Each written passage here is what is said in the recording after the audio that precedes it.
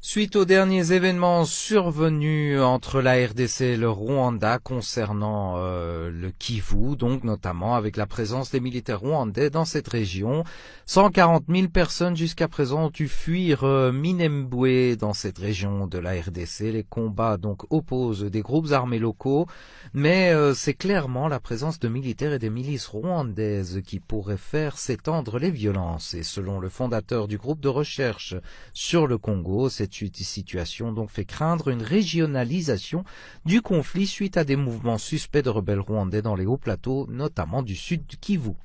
Le terme est lancé, ce que cherche le Rwanda, c'est à s'accaparer officiellement le sud Kivu ainsi que le nord dont il est largement présent. Les tensions entre le Rwanda et le Burundi pourraient aussi s'expliquer avec cela et pour cause Kigali accuse régulièrement Bujumbura de provoquer des conflits notamment dans les frontières entre les deux pays.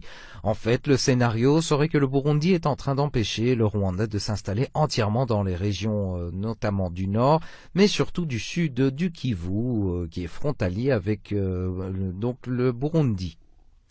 C'est ce qui sera à la base des instabilités dans cette région congolaise. Et outre ces affrontements, l'armée congolaise tente aussi d'apaiser les tensions survenues encore, donc notamment ce week-end des 22 et 23 juin. Le porte-parole de l'armée congolaise a affirmé: nous confirmons que Yakutumba utilise les rebelles venant des pays étrangers avec pour mission de piller les biens et terroriser la population congolaise.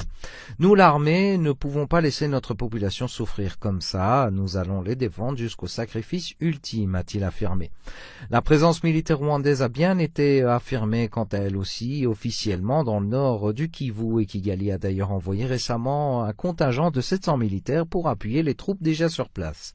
Lors de la réunion entre le président congolais Félix Tshisekedi et le président rwandais Paul Kagame, les forces armées rwandaises ont pu se positionner officiellement dans le Kivu. Les accords militaires et de sécurité qui ont été effectués entre les deux parties auraient peut-être comme signification la remise totale du Kivu au Rwanda.